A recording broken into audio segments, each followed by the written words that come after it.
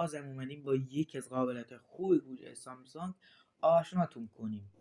این قابلیت خیلی جذاب، خوبه، قشنگه، واسه کارتونم به دردون که نمیخوره. خب ولی قشنگه دیگه. قبل از آموزشش ویدیو رو لایک به چنل من حساب کوچیک بزنید تا واسه آموزشش بریم. خب بریم واسه آموزشش. وارد تلفن میشین، از این بالا وارد 3 نقطه میشین، وارد تنظیماتش میشین، پس زمینه تماس رو میزنین. خب سیم 1 یا 2 میخواد، من میگم سیم 2. پس زمینه رو میزنین. خب اینجا 3 تا واسمون میاره، از گالری هم میتونیم انتخاب کنیم دیگه. اینجا مثلا این رو میزنم، ایموجی میرقصه خودش، از این کارا میکنه.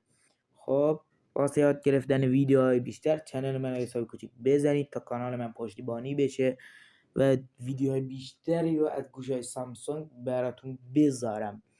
و تا بعد.